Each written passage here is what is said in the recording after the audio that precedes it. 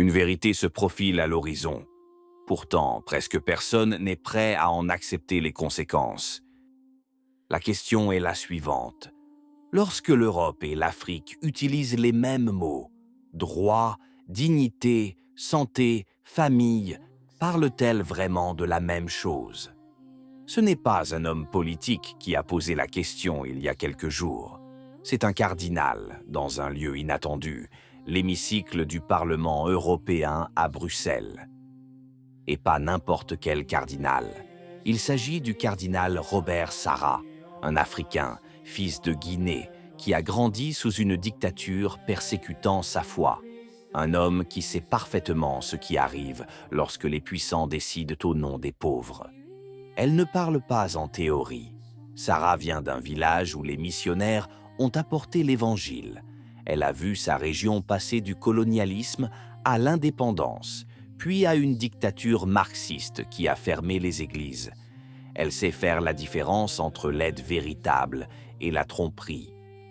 À la fin de cette vidéo, vous comprendrez pourquoi ces questions apparemment abstraites dissimulent une accusation précise et pourquoi Sarah a dit à l'Europe dans son propre Parlement « Vous recommencez ». Commençons par le plus évident, par ce qui paraît simple. L'Europe aide l'Afrique, elle envoie des fonds, signe des accords, finance le développement. Où est le problème? Cela semble être un acte de pure générosité. Le continent riche tend la main aux pauvres. Et c'est exactement ainsi que l'histoire est racontée. Mais Sarah nous invite à nous arrêter et à poser la première question qui dérange. Cette aide est-elle vraiment gratuite ou s'accompagne-t-elle de conditions cachées? Car, et c'est là le nœud du problème, les fonds européens, dénonce le cardinal, sont souvent liés à un agenda précis. Pour bénéficier d'un soutien, un pays africain doit accepter certaines réformes. Des réformes présentées sous des appellations rassurantes. Santé sexuelle et reproductive. Égalité des sexes. Qui pourrait bien contester de si belles paroles? Voici la deuxième question, plus profonde. Mais que signifient réellement ces mots? Car, comme le remarque Sarah, l'expression « santé reproductive » dissimule souvent des pratiques qui mettent en danger la vie des enfants à naître. Et derrière « égalité des sexes » se dissimule souvent toute l'idéologie du genre. Les mots disent une chose, le contenu en dicte une autre. Pouvons-nous encore nous comprendre? Demanda Sarah à l'Assemblée. Les mots que nous utilisons, droit, dignité, développement, liberté, santé, genre, famille, ont-ils encore la même signification à Bruxelles qu'à Kampala ou à Conakry? C'est une question qui semble purement linguistique, mais c'est une arme redoutable. Car si les mêmes mots ont des significations opposées, alors le dialogue est factice. Nous ne nous comprenons plus. Nous nous trompons mutuellement. Et là, le cardinal descend encore plus bas, jusqu'à un point que très peu osent évoquer.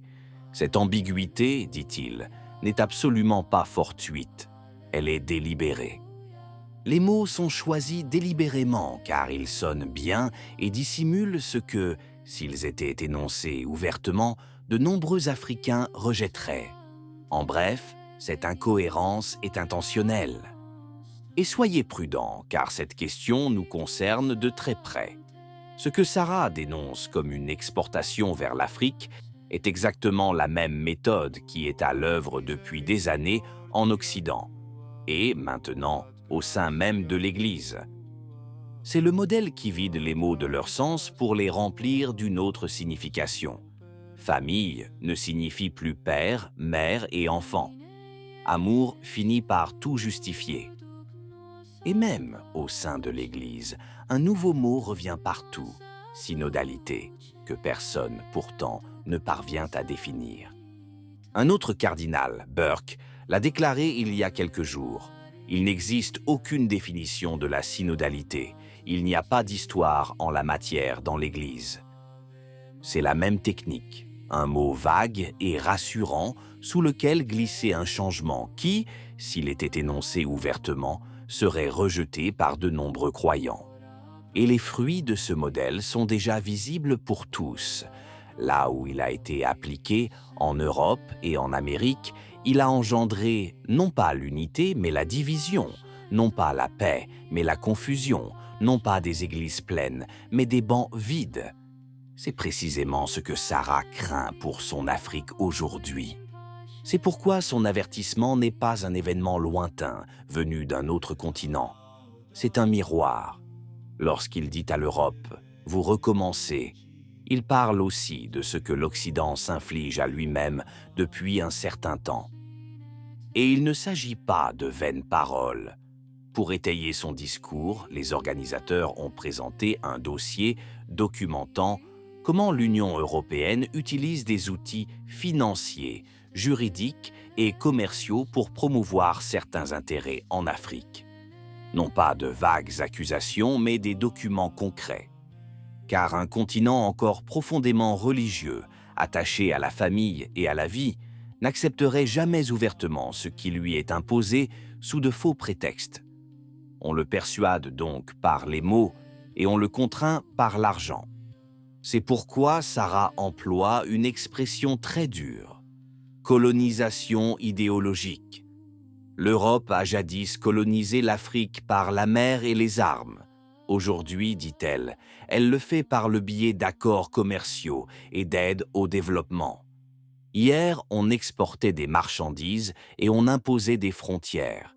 Aujourd'hui, on exporte des idées et on impose des lois.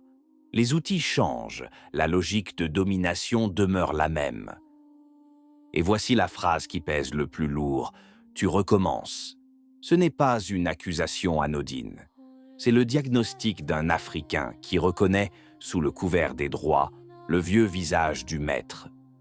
Arrêtons-nous un instant, car le paradoxe est immense. Ceux qui se présentent comme les champions de la liberté et des droits de l'homme sont, selon Sarah, précisément ceux qui ne respectent pas la liberté la plus fondamentale, la liberté d'un peuple de rester lui-même. Et voici une autre question, encore plus gênante. S'il s'agissait véritablement de liberté, pourquoi conditionner l'aide? La liberté ne s'impose pas, elle se propose. Ce qui est imposé, par définition, n'est plus la liberté. Un peuple, a déclaré Sarah, a le droit de vivre, de préserver et de transmettre sa propre culture religieuse et familiale, tout comme chaque personne a le droit de professer sa propre foi. C'est un renversement complet. La véritable intolérance, suggère le cardinal, n'est pas celle de l'Afrique défendant sa foi, mais celle d'une Europe qui ne tolère plus quiconque pense différemment. Peut-être, et c'est là le niveau le plus profond, parce que ceux qui ont perdu quelque chose ne peuvent tolérer ceux qui le possèdent encore. Et l'Afrique possède encore ce que l'Europe a perdu, la foi, les enfants, le sens du sacré. Il faut reconnaître que l'aide européenne n'est pas systématiquement malveillante et que nombre d'entre eux la proposent en toute bonne foi. Il serait injuste de qualifier toute coopération de complot. L'Afrique elle-même a ses problèmes, ses injustices, ses profondes blessures. Personne ici ne l'imagine comme un paradis parfait à défendre collectivement. Mais l'argument de Sarah reste valable et pertinent. L'aide ne doit jamais devenir un cheval de Troie. Ceux qui donnent d'une main ne peuvent pas dicter leur conscience de l'autre. C'est pourquoi le cardinal a demandé aux parlementaires européens une coopération libre et affranchie de tout agenda idéologique. De l'aide, semblait-il dire, mais sans acheter les âmes. Revenons donc à la question du début, celle qui paraissait si simple.